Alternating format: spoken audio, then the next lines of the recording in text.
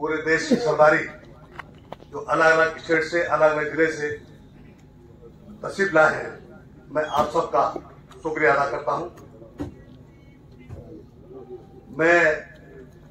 उन्होंने मुझे एक तकनीक जोड़ दिया, संरक्षक। शायद संचालक महोदय के मेरा पूरा परिचय की जानकारी नहीं है, चांद खान साहब बहन को बताना चाहिए। मेरा नाम गुलाम मोहम्मद है, उत्तर प्रदेश सरकार में दर्जा प्राप्त मंत्री हूँ। जब आप अपने आदमी की इज्जत करना नहीं जानेंगे, बाहर वाले की इज्जत क्या करेंगे। मैं सरकार में मंत्री हूँ, उत्तर प्रदेश सरकार में। चांद साहब को जानकारी है, शाह साहब को जानकारी है, दोनों मेरे घरों पर क्या है। लेकिन 3-4 बार मुझे अनाउंस किया, ऐसे मैं आना नहीं चाह रहा था। आज निजाम साहब मुझे मजदूर लेकर के आए, वो कल सखी साहब ने फोन किया, मैं आया। मुझे हमारे बरादरी के अंदर आवाज की कदर नहीं होती। अरे शुरू में ही बुलवा दिया राज्य मंत्री को, क्या संचालन करने का ना वही नहीं है। संचालक महोदय जानकारी नहीं, कोई बात नहीं, गलती नहीं है, लेकिन सबसे पहले बुलवा दिया। कोई बात नहीं, मैंने बने भी क्या कोई बात नहीं, जानकारी की है, कोई बात नहीं। इस फॉर्म की कमी है, कोई कमी नहीं। मैं अपनी बात कहकर 3 मिनट टाइम दिया है, मैं 3 मिनट टाइम पूरा 3 मिनट दीजिए मुझे, लेकिन मैं मुश्किल से 10-15 मिनट 2 बात कर दूंगा। उत्तर प्रदेश के मेरे कौम के लोग यहाँ तशरीफ फरमा है, मैं उनसे गुजारिश करूंगा, मैं सरकार मंत्री होते हुए सरकार की जितनी योजना चल रही है, आप सब लोग सबका लाभ लो। मेरा नंबर नोट करें, मैं सारे उत्तर प्रदेश, पश्चिम उत्तर प्रदेश दौरा किया है। अभी मेरठ में था, मुजफ्फरनगर, मुरादाबाद, अमरोहा में रहा। मैं अधिकारियों साथ लेके गया, सरकार की इतनी योजना चल रहा है, मैं बता रहा हूँ, उन योजनाओं को ले लो। ये कौम की मीटिंग रोज होती रहती है, क्योंकि इस कौम का अल्लाह मालिक है। इस कौम को कोई मालिक नहीं, अल्लाह मालिक है। घर घर में कंपनियां, घर घर में दुकानें खुल गई हैं, इन दुकानों को बंद कराइए, अपने पत्र मुफीद को बंद कराइए। आप लोग इस कौम की देश के अंदर 9वीं कमेटी चल रही है। मुझे राजस्थान से एक मेरे मित्र का फोन आया, विधायक का, भैया सक्का अब्बास की रिश्ती क्या है। मैंने कहा भाई मैं उसी कौम को उल्लंघन करता हूँ, लेकिन रोज नई कमेटी बननी उसके नहीं कर सकता। मेरे दोस्त राजस्थान के किंग राजस्थान कहा जाता है उनको, 9 बार का MLA, 6 बार का मिनिस्टर, उसने मुझे फोन करके कह रहा है सकील साहब ने उसके बारे में जानकारी दी है। उसका नाम कांचन सर्राफ है। जब राजस्थान सरकार होती है, थर्राता अधिकारी इस तरीके उसका नाम से। मैंने से कहा आप जाइए, मेरा नाम लीजिए, अपना सत्ता है, सरकार है तो फायदा लीजिए, और सरकार ने तो ही फायदा देगा आपको। लेकिन कुछ इस कौम का दुर्भाग्य, सौभाग्य है, जब देश की सरदारी बढ़ रही थी, सारे जानवरों को लिखी, तो सबने अपना सरदार चुना। सांप का आया तो नाग को बना दिया आगे, मोर पक्षियों का आया तो मोर कर दिया आगे, और जब और छोटे वालों जमीनों का आया तो सबने बना दिया। फिर बिच्छू भी इकट्ठे होकर के आए, तो बिच्छू भी अपने नाग लेकर चले, अपनी सरदार सुन लो। बोले हमारा कोई सरदार है, कुछ सरदार है। मानी जिसका सरदार नहीं होता वो चप्पल जूते पड़ता है। आज आप देखते होंगे, आप घर में बिच्छू आ जाएगा, जूते से मारेंगे, आप चप्पल से मारेंगे, उससे मारेंगे। आज मेरी कौम की ये हालत पूरे उत्तर प्रदेश, पूरे हिंदुस्तान के अंदर कोई विधानसभा वैसे नहीं 25,000 वोट ना हो, 20,000 वोट ना हो। आज हमारा राज्यसभा नहीं, विधान परिषद नहीं, और अपना कोई IAS नहीं, PCS नहीं। ये किसकी कमी है। ये कौम रोज बना दो, उसकी माला उससे बना दो, उसकी माला उससे बना दो, ये कोई ऐसी बात नहीं। बाबा साहब ने 100 साल पहले कहा था, शिक्षित रहो, संघर्ष करो, संगठित रहो। मेरे रसूल सल्लल्लाहु अलैहि वसल्लम ने 100 साल पहले कहा था, तंजीम, तालीम और तिजारत। हम लोग तो गौर नहीं किया, हम लोग गौर नहीं कर रहे। हम लोग लगे अपने मुफीद के लिए, 4 पैसे मैंने कमा लिए, मैं पैसा हो गया, भाई को भाई नहीं करा। तो मेरी आपसे गुजारिश, सरकार का फायदा दो। पूरे हिंदुस्तान में 80 करोड़ लोगों को हम लोग राशन दे रहे हैं, 80 करोड़ सरकार राशन दे रही है। कोई आदमी भूखा नहीं रहेगा। जिनको नहीं मिल रहा है उसकी फर्ज बना कर दे देना, हिंदुस्तान के किसी भी जिले में। उत्तर प्रदेश की पूरी गारंटी और हिंदुस्तान के किसी भी जिले में, बशर्ते आपको आगाह होगा। अभी हमारे सर साहब ने कहा था कि आपको इतनी तो एजुकेशन हो कि अधिकारी जाके बात कर ले। जब अपनी बात कह नहीं पाएंगे तो अधिकारी को सुनने को तैयार नहीं होगा। तो इसलिए मेरी आपसे गुजारिश, 18 साल से लेकर के 50 साल की उम्र में 20,000 को 2 लाख का बीमा, 18 साल 70 साल 400 रुपए का 2 लाख का बीमा। अल्लाह ना करे कोई दुनिया से जाए, अभी मैं अपने घर जाऊं, रास्ते में एक्सीडेंट हो जाए तो मेरी भी 2 लाख तो मिल जाएंगे। 4 दिन बाद जब मेरे इंतकाल के बाद जब मैं सुपरने खाक हो जाऊंगा, कोई पूछने नहीं आएगा तुम्हारा घर चूरा जला नहीं जला चूरा। वो पैसे आपके काम आए। इसलिए क्योंकि संचालक महोदय ने टाइम कम दिया, बोलने का पाबंदी है, इसलिए मैंने कहा मुझे 19 बात की हुई। बात पूरे हिंदुस्तान में अकेला मंत्री हूँ इस अब्बासी बिरादरी से।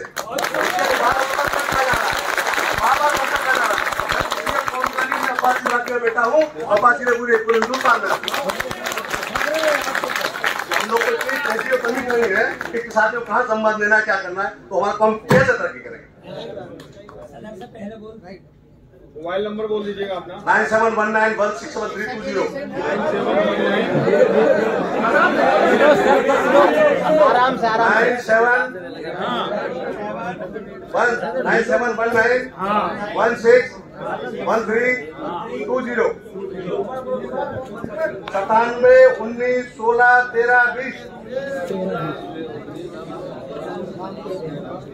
अभी मैं हमारी लखनऊ में एक समाज के कुछ लोग इकट्ठे हुए, अख्तर साहब वकील साहब बैठे हैं, फैजाबाद से चल रहे हैं। इनके फैजाबाद का एक आदमी वहां नौकरी करते हैं। अक्सर हमारी कौम के लोग कुछ पैसे वाले जमाने में पैसा आते ही शोहरत थोड़ी बदली, उन्होंने बिरादरी बदल दी। थोड़ी पैसा आया, शोहरत बदली, दौलत आई तो बिरादरी बदल दी। फैजाबाद के जाकिर भाई पुलिस में नौकरी करते हैं, उन्होंने वहां जाकर के एक बिरादरी के आदमी को पकड़ा। अख्तर साहब ने उसको एपिसोड किया और एक बिरादरी को पकड़ा। बिरादरी लोग लारी बारी हारी नारी लिखना शुरू कर दिया। जब उनको पता लगा कि मैं सरकार में हूं तो वो मेरा इस्तकबाल करने के लिए मेरे ऑफिस में। फिर मैं उनसे ऐसा जुड़ा, वो मुझसे जुड़े कि जो लोग बदल गए थे वो वापस फिर अब्बासी बिरादरी में वापस आए। लखनऊ का जो कौन सा वो मार्केट है, अरे हजरत की जो पूरी मार्केट है, पूरी जो इतनी बड़ी लैंड मिक्सर प्रॉपर्टी है, 80% अब्बासी है। 80% अब्बासी है। इसके थोक के ऊपर 5 करोड़ 8 करोड़ 10 करोड़ 20 करोड़ रुपए बसरते जब तोड़ा राइट तो जो देखा बिरादरी की कमजोरी जो हाल अलाउड दिख रही है वो बिरादरी के पलायन करके आज अल्लाह करम है 2-3 ज्वेलर्स वापस आ रहे हैं। मैं उनको ला रहा हूँ वापस करने के लिए। एक जज साहब थे, जज साहब ने पहले लोग मिलने के लिए उसे हाथ में वापस नहीं, मैं वापस नहीं। अरे भाई कौन सा पासी है तू? मुझे फोन बात कराई, मैंने हल्का पहले उनको, बस जज साहब तुम हुजूर सल्लल्लाहु अलैहि वसल्लम बड़े नहीं हो, तुम जज हो। वो रिटायर्ड हो गए। तब वो धीरे से आए, अब वो ला रहे मैं वो ये पासी जो तुम्हारा वाला। अरे धीरे से आए। तो मेरा गुजारिश है, आप सब कुछ सरदारी बैठी है पूरे हिंदुस्तान की। चांद साहब बहुत मेहनत कर रहे हैं, हमारे शमशेर साहब बहुत मेहनत कर रहे हैं, हमारे वो डॉक्टर जहीर साहब वो भी बहुत मेहनत कर रहे हैं। एक कमेटी चलती थी अपनी सिख दरबार कमेटी, वो उन्होंने भी बेचारा बहुत मेहनत की, दुनिया चले गए। लेकिन मेरी आप सबसे गुजारिश है यहाँ बैठ करके कि इस कौम का भला चाहते हैं आप लोग या इस कौम को गड्ढे में ले जाना चाहते हैं? इस कौम को जो पूछ रहे हैं, आप लोग मोहल्ले से आते होंगे, आज भी आपको नजर देखते होंगे वो लोग कि आगे बिस्ती वाला। जिस मोहल्ले से आप आते होंगे, इस हिंदुस्तान के अंदर सारी बिरादरियों का नेतृत्व है। नेतृत्व नहीं तो आपकी बिरादरी कहीं नेतृत्व पूरे हिंदुस्तान में। तीसरा भारत में आदमी जो सरकार में गया, पहले कांग्रेस जमाने में गए इब्राहिम कुरैशी मध्य प्रदेश से, दूसरे मैं गया, तीसरे भी मध्य प्रदेश न्याज भाई गए। उनका टाइम पूरा था, मैं तो दोबारा रिपीट हो गया, वो न्याज भाई रिटायर हो गए। पूरे हिंदुस्तान में इस बिरादरी का प्रभुत्व हम लोगों ने किया। तो मैं आप लोगों से जो गुजारिश कर रहा हूँ कि बड़ी बड़ी हस्ती यहाँ बैठी है, बहन भी बैठी है, भाई बैठे, इस कौम को आगे ले जाना चाहते हो, इस सारी दुकानें बंद करा दीजिए। जिन दुकानें चल रही सबको बंद करा दीजिए। आप लोग तय कर लीजिए, क्योंकि आप इस कमेटी के कोई भाई बतिया चला गया, कोई बहनों चला गया, कोई भांजा चला गया, एक खानदान के लोग हैं और 7 कमेटी बनी हुआ। इस दुकानों को बंद कराइए। चांद खान काबिल है, अध्यक्ष बनाइए। शमशेर काबिल अध्यक्ष बनाइए। संविधान होना चाहिए, संविधान के तहत चलना चाहिए। जब आपका संविधान नहीं है तो आप कैसा अपने संगठन को चलाएंगे? आप मुझे बुला लिया, मुझे माला पहना दी, करता रहो तो माला पहना दी। इन माला, मैं माला का मुका नहीं हूँ, मेरा फोटो देखता हूँ माला क्रम से। अभी 3 लाख कौन सामने आया, चुनाव चल रहा है मेरे यहाँ, मेरी मीटिंग में कोई मीटिंग में 300 आदमी कम नहीं हो रहा है मुसलमानों। तो मेरा कहने का मतलब यह है कि कौम का दर्द था। आज निजाम साहब ने मुझे अप्रिशिएट किया, सकीर साहब ने मुझे कल शाम को फोन किया, भाई साहब आना है। लेकिन आके मुझे वो तकलीफ कब हुई कि बार बार संरक्षक सबको मालूम है सरकार में मंत्री हूँ, कौम को तो पता लगा मुझे मना करता जान खाता अपने घरों का है, सजा साहब मेरे घरों करके आए, हाजी शकील साहब मेरे घरों करके आए। मैं इनके अजमेर भी गया, अजमेर में तो भाजपा के बड़े नेताओं को लेके गया इनके मंच पे। तो मेरा सिर्फ कहने का वजह है हम सब कौम के सिपाही हैं, हम सब कौम के सिपाही बड़े हैं। बड़ा छोटा बड़े को इज्जत दे, बड़ा छोटे को प्यार करे, बात बन जाएगी। अगर बड़े में ये ऐसा कि छोटा है तो बात नहीं बनेगी, और छोटे में है तो बड़ी बात। इसलिए हम लोगों को आज सब लोग इस बात की कसम खा के जाएं, संकल्प लेके जाएं कि हमारा एजेंडा केवल अब्बासी डेवलपमेंट, केवल अब्बासी कैसे पूर्ण होगा? एजुकेशन, मेरा बच्चा लॉ में एडमिशन चाहता है, मेरी अप्रोच नहीं है। हमारे समाज के हैं लारी साहब लखनऊ के, उनका बेटा लॉ में एडमिशन चाहता था, 2 बार बेचारा नहीं हो पाया। मेरे टच में आए, मैंने सिया कॉलेज को दोनों को फोन किया, पंडित भाई मौलाना साहब सिया मौलाना है, मेरे इसको एडमिशन करना है। बोला इस बार नहीं करूंगा, डेट निकल गई, एडमिशन कर दिया, बच्चा लॉ कर रहा है। मैं उनके घर गया, मैंने उनसे कहा बेटा हमारी इज्जत रखियो, हमने तेरा एडमिशन कराया ऐसे कॉलेज में जहाँ एडमिशन बड़ा मुश्किल से होता है, और हमारे एक कहने में एडमिशन कर दिया। तो मैं से सबकी ड्यूटी बनती है बच्चों को पढ़ा। जो बच्चे पढ़ने वाले उनके माँ बाप नहीं पढ़ा पाते, और जिनके माँ बाप पढ़ाना चाहते बच्चे नहीं पढ़ पाते।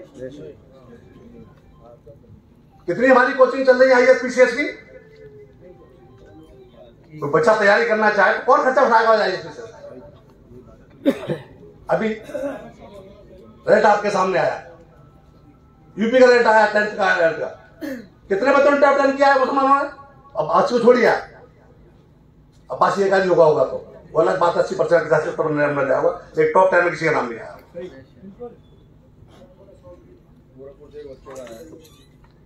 बस पहली जगह शुक्रिया, मुझे आपने अनुमान कर दिया, धन्यवाद। मैं अपनी बात को खत्म करता हूँ क्योंकि संचालक होने मुझे लिखी है, शुक्रिया। और भाई कोई गलती हो गई तो मुझे जवाब करना।